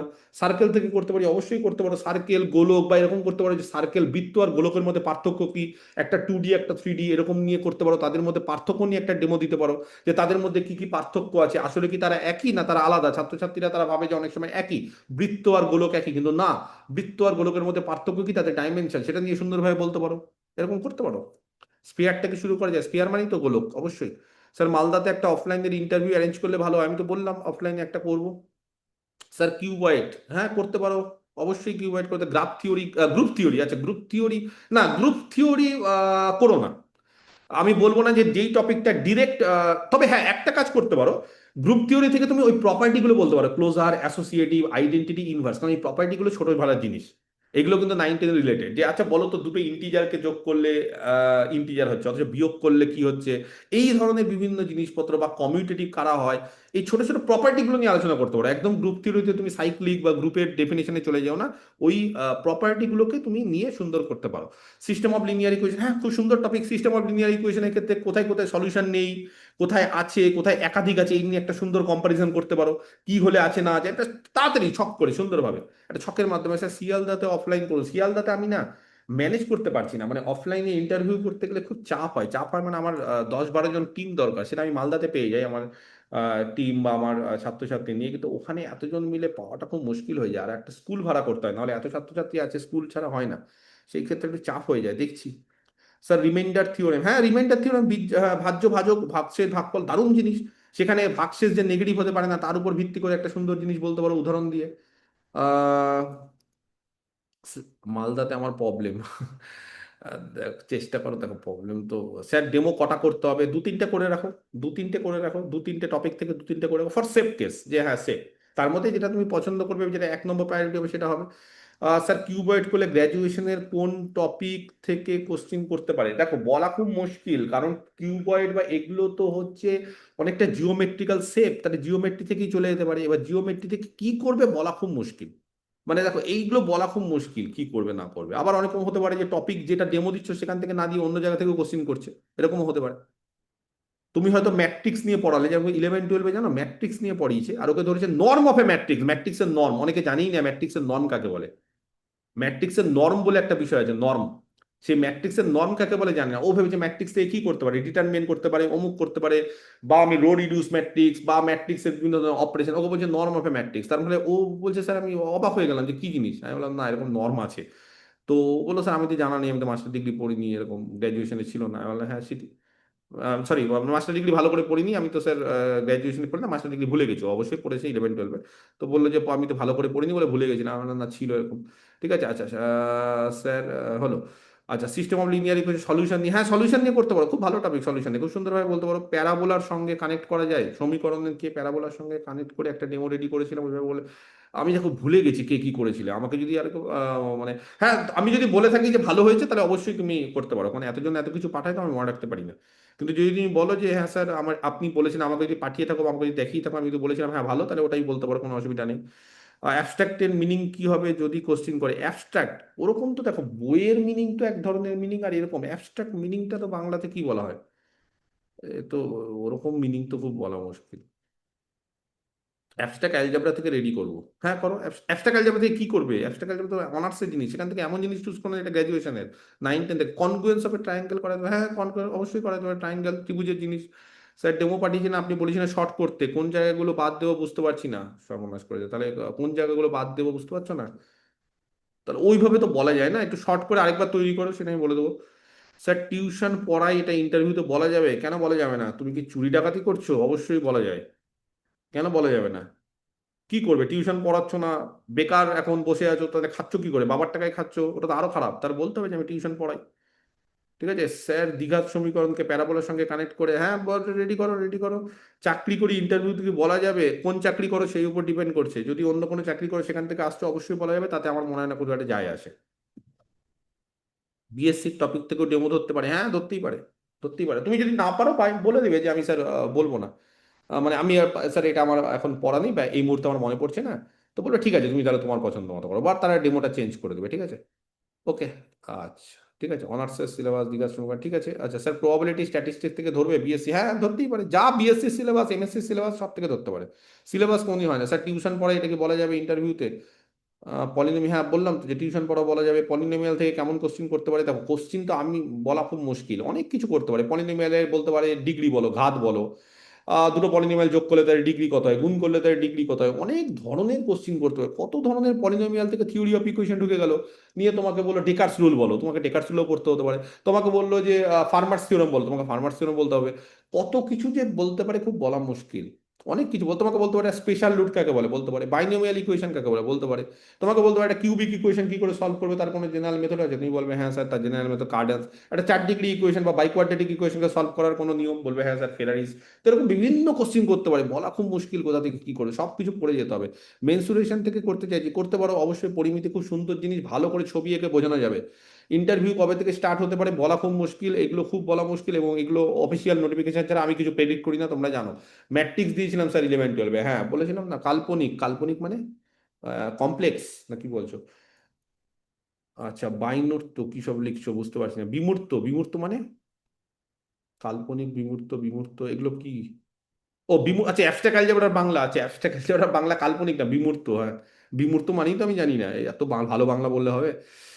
অ্যাবস্ট্রাক্ট মানে যেটা ফিল করা যায়, টাচ করা যায় না। অ্যাবস্ট্রাক্ট মানে কাল্পনিক, এক একজন এক একটা দিয়ে, যাই হোক যেটা আছে। আর পুলিশে আছি, হ্যাঁ পুলিশ থেকে চাকরি পেয়েছে তো। এবারই তো পুলিশ থেকে মাদ্রাসাতে চাকরি পেয়েছে। তাকে দেয়নি পুলিশের ছেলে, মাদ্রাসাতে চাকরি দিয়েছে। ইংরেজির টিচার পাচ্ছে, চাকরি ছেড়ে দিয়ে কনস্টেবলে ছিল, এখন চাকরি করছে। কত আছে, তুমি কি ভাবছো পাবে না? অবশ্যই পাবো। পেডাগোজি রেডি করে যাও, পেডাগোজি পড়তে হবে না, খুব একটা ধরছে না। পেডাগোজি, পেডাগোজি পড়তে হবে। ভেরিফিকেশন কি মালদাই হবে? যারা নর্জন তারা অবশ্যই মালদাই হবে মনে হয়, জোনাল ওয়াইজ তো হচ্ছে। স্যার উপপাদ্য প্রমাণ করতে পারবো? এত প্রমাণ টমান না, ওরা দেখবে না, বিরক্ত হয়ে যাবে। ওগুলো করতে যাও না, উপপাদ্য প্রমাণ করতে যাও না, বিরক্ত হয়ে যাবে, ছেড়ে দাও, অন্য কিছু করো। উম, কোন ডেমো গুলো করলে অ্যালজেব্রা থেকে কোশ্চিন করবে? এই তো বলা খুব মুশকিল, যে কোনো কিছুই হতে পারে সেটা, ঠিক আছে। এটা যে কোনো কিছুই হতে পারে, এটা খুব বলা মুশকিল। ঠিক আছে, ওকে, আরো অনেক কিছু কোশ্চিন আছে, এত কোশ্চিন আমি দেখতে পাচ্ছি না। হ্যাঁ বলো। হ্যাঁ হয়ে গেছে। স্যার ভেরিফিকেশন কি রিজিওনাল হবে? অবশ্যই ভেরিফিকেশন রিজিওনাল হওয়ার চান্সটাই বেশি। মডার্ন অ্যালজেব্রা, অ্যাবস্ট্রাক্ট অ্যালজেব্রা ওই একই। মডার্ন অ্যাবস্ট্রাক্ট আগে হায়ার অ্যালজেব্রাও বলা হয় ওগুলোকে, বিভিন্ন ওগুলো খুব একটা নাম টাম এগুলো সব, এগুলো একটু ঠিক মানে কি বলবো যে একটু দেখে নিও। বিএড থেকে ধরতে পারে, চান্স খুব কম, বিএড থেকে ধরছে না, শুনছি ধরছে না। স্যার একটা ডেমো পাঠাবো, বেশি টাইম লাগছে না, টাইম, আবার তো বলছি টাইম কম করতে হবে। তুমি এক বাধা ধরা নিয়মের মধ্যে কেন ডেমো রেডি করছো? ছোট্ট জিনিস বলতে পারছো না? মানে কোনো জিনিস যখনই ডেমো রেডি করছো, কেন তোমরা ডেফিনেশনই বলতে হবে তাকে? যে কোনো জিনিস শুরু করছো ডেফিনেশন দিয়ে, ডেফিনেশন শুরু করা মানে তো 2 মিনিট নষ্ট, তুমি এমনি টপিকে চলে যাও না। যেমন আমি ধরো থিওরি অফ ইকুয়েশনের ক্ষেত্রে আমি যদি বলি যে সিস্টেম অফ ইকুয়েশন করবো, তাহলে কি করবো? সিস্টেম অফ ইকুয়েশনে 3 ধরনের সলিউশন থাকে, সিস্টেম অফ ইকুয়েশন দেখতে কিরকম হয়, দুটো ইকুয়েশনে 3টে ইকুয়েশন, এত গল্পতে যাবো না। বলবো সিস্টেম অফ ইকুয়েশনে 3 ধরনের সলিউশন থাকে বা 3 ধরনের সমাধান থাকে, এই একটা উদাহরণ দিচ্ছি, একটা উদাহরণ দিচ্ছি, একটা উদাহরণ হয়ে গেল, আমার ডেমো শেষ। তার মধ্যে আমাকে দেখিয়ে দিতে হবে কলকাতা রিজনে কেমন কোশ্চিন করছে। এ বাবা, এ তো বলা মুশকিল, কে কোথায় বসবে, কি বসবে না বসবে, ওরকম কি কোশ্চিন করছে বলা খুব মুশকিল। হ্যাঁ, এরকম। তো সবাই যে কোনো কিছু যে কোনো রকম কোশ্চিন করছে, কি কোশ্চিন করছে আমি বলে দেবো। অ্যাবস্ট্রাক্ট অ্যালজেব্রা, তারপরে লিনিয়ার, এগুলো পড়বো, ওগুলোই ধরুন ওই ধরনের কোশ্চিনই করছে, তার বাইরেও করতে পারে। ঠিক আছে স্যার, 9, 10 বা 11, 12 কোনো বাউন্ডারি থেকে ধরবে না, যে কোনো জায়গা বলেই তো দিয়েছি, যে কোনো জায়গা সিম্পল ইন্টারেস্ট করা যায়, অবশ্যই করা যায় সিম্পল ইন্টারেস্ট। তবে পাটিগণিতের জিনিসপত্র ক্ষেত্রে অঙ্ক টঙ্ক ধরতে পারে, তখন বোর্ডে কিন্তু অঙ্ক করতে দিতে পারে, সেগুলো করতে হবে। মানে ওরা অ্যাবস্ট্রাক্ট জিনিসপত্র জিজ্ঞেস করবে, যে বলো তো এত বছরে এত টাকার এত সুদ হয়, তাহলে এই কত, মূলধন কত, অমুক কত, অনেক কিছু জিজ্ঞেস করতে পারে। ঠিক আছে, ওনারা যদি স্পেসিফিক ডেমো দিতে বলে আর যদি রেডি করে না আসি, তাহলে কি পারবো? এটা নেগেটিভ হবে। আমি প্রথমেই বলে দিয়েছি আজকে ক্লাসের রেকর্ডিং এ, যে নেগেটিভ যদি কোনো কিছু নেগেটিভ হবে না। স্যার অ্যাপে অ্যাড করুন, মেসেজ করবে, অ্যাপে অ্যাড করে দেবো। ঠিক আছে, ওকে। প্রফিট লস থেকে করলে কি হয়? অবশ্যই প্রফিট লস করতে পারো, কিন্তু এই ধরনের যেগুলো বাস্তববাদী, যেগুলো পাটিগণিত, সেগুলো থেকে কিন্তু বি প্রিপেয়ার ফর কোশ্চিন। ওরা কিন্তু বিভিন্ন ধরনের কোশ্চিন করবে, এত টাকা এত কিছু লস হলো, এত টাকায় এত বিক্রয় মূল্য, এত ক্রয় মূল্য, এত ছাড়, এগুলো কিন্তু তোমরা তখন হট করে ঘাবড়ে গেলে কিন্তু কোনো হবে না। ঠিক আছে স্যার, স্পিয়ার থেকে শুরু করবো, হ্যাঁ স্পিয়ার করতে পারো। স্যার আপনি দেখেননি আমি করেছিলাম তো, আবার করতে হবে? আমার এত মেসেজ ঢোকে, আমি আবার বলছি, এই জন্য আমি খুব ক্ষমা প্রার্থী তোমাদের কাছে, আমি বারবার করে বলছি যে আমার কাছে এত মেসেজ আসে যে আমি সবার মেসেজ দেখতে পারি না। এবং মানে প্রত্যেক দিন এই যে ধরো আমি পড়াচ্ছি, পড়ানোর মধ্যে আমার এখন 8টা মিস কল এসছে, সেই 8টা মিস কলকে প্রত্যেককে কল করব। তার মধ্যে কিছুজন ধরে, কিছুজন হয়তো ঘুমিয়েও গেছে, এরকম হয় রাতের বেলা। তো এরকম বিভিন্ন ভাবে থাকে, সেই জন্য আমি যদি বাই চান্স, আমি বারবার করে বলছি, যদি আমি কোনো মেসেজ না দেখি, 2বার 3বার, আমাকে 4বার মেসেজ করবে, তাতে কোনো কিছু লজ্জার নেই, কোনো কিছু নেই। আমি অনেক সময় মানে হয়তো ভেবেছি যে তোমারটা দেখেছি, রিপ্লাই করতে ভুলে গেছি, আবার পরের দিন এত মেসেজ চলে এসেছে, তোমার মেসেজটা নিচে চলে গেছে। বুঝতে পেরেছো তো? এটা হয়। লস অফ ইন্ডিসেস, হ্যাঁ ইন্ডিসেস মানে ইন্ডেক্স, তো হ্যাঁ করতে পারো। সূচক করতে পারো, অবশ্যই সূচক করতে পারো, সূচকটা ভালো। পার্টনারশিপ বিজনেস করলে কত হবে? পার্টনারশিপ বিজনেস করতে পারো। তবে এগুলো কি খুব ইন্টারেস্টিং টপিক পার্টনারশিপ বিজনেস? আমার তো মনে হয় না। আমরা টার্টনারশিপকে একটু অ্যাভয়েড করি। ত্রিকোণমিতি থেকে ডেমো করলে কোশ্চিন করতে পারে, ত্রিকোণমিতি থেকে করলে যে কোনো জায়গায় যেতে পারে, যে কোনো জায়গায়, সেখানে জিওমেট্রিতেও যেতে পারে, আরো হায়ার লেভেলে ত্রিকোণমিতি থেকে যেতে পারে, বিভিন্ন অঙ্ক দিতে পারে। আর স্যার ম্যাথমেটিক্স আর ম্যাথমেটিশিয়ান হিস্ট্রিতে যাবো? যেও না, ওগুলো যেও না। ম্যাথমেটিক্স আর ম্যাথমেটিশিয়ান হিস্ট্রি টিস্ট্রিতে যেও না, যেতে যেও না, ওগুলো খুব একটা ইন্টারেস্টিং টপিক না, ওগুলোতে যেতে যেও না। ঠিক আছে, ওগুলোতে যেও না।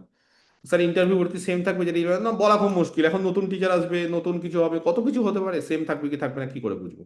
কে কোথায় কতজন ইন্টারভিউতে ছিল, কত ডিস্ট্রিক্টে কতজন ছিল, সেখানে সেম থাকবে না আলাদা থাকবে, কে ছুটিতে যাবে, কে বলবে আর নেবো না, কে কি করবে, বলা খুব মুশকিল। ঠিক আছে, ওকে, তাহলে আজকে এই অবধি থাক। আমি নেক্সট রোববার দিন অ্যাবস্ট্রাক্ট অ্যালজেব্রা, এবং তোমাদের কাজ হচ্ছে অ্যাবস্ট্রাক্ট অ্যালজেব্রা পড়া, তোমাদের কাজ হচ্ছে এটা পড়া, এটা পড়ে আসবে, বারবার করে বলছি এই জিনিসটা পড়ে আসবে, না হলে কিন্তু হবে না। আমার কথা বুঝতে পেরেছো? আমি এখানেই আজকে সমাপ্ত করলাম, এবং নেক্সট দিন আমাদের দেখা হবে।